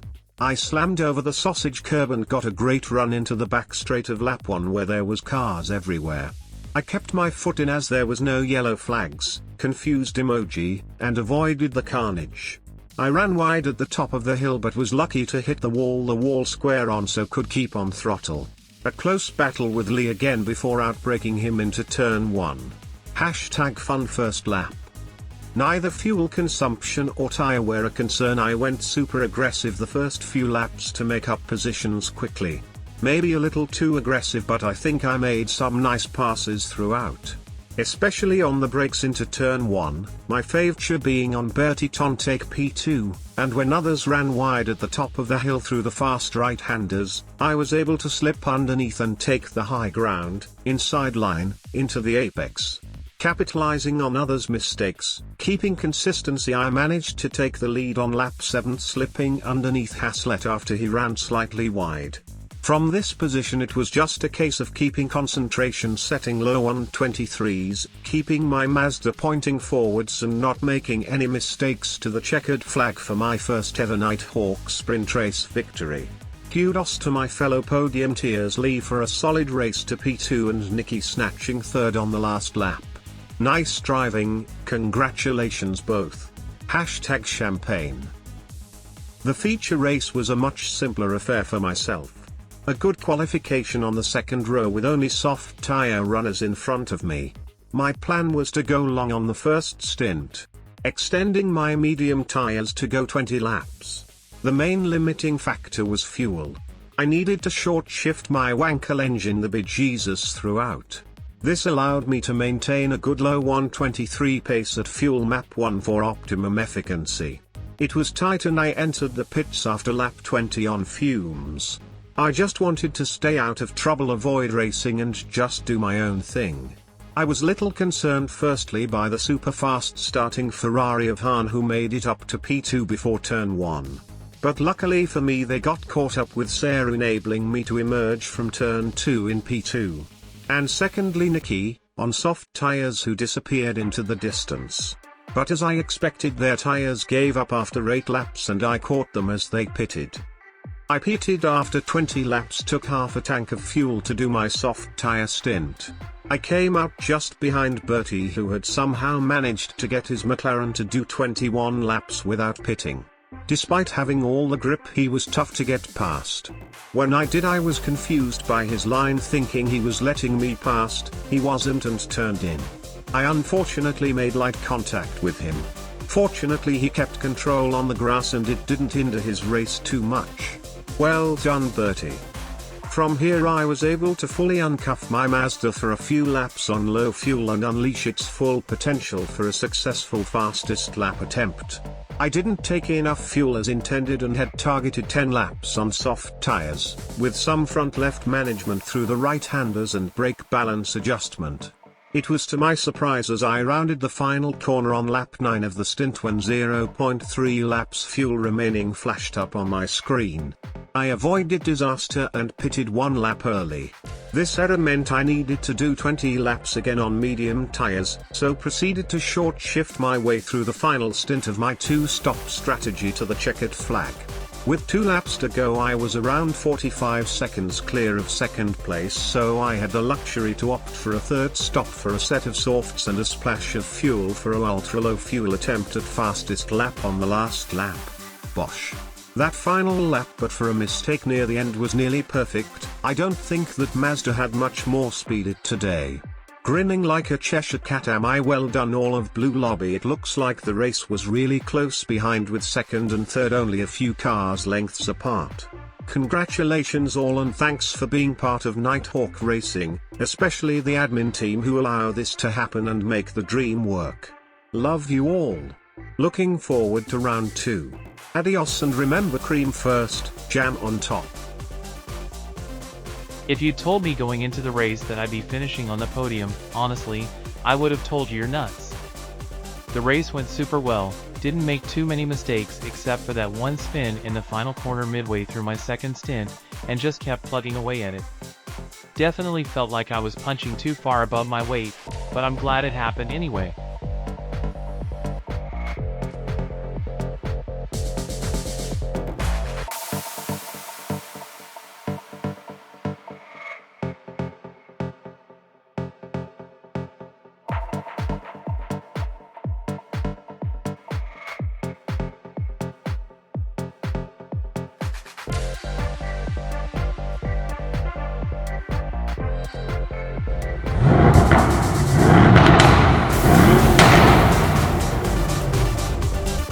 Please check out the Red Lobby on our Nighthawk Racing YouTube.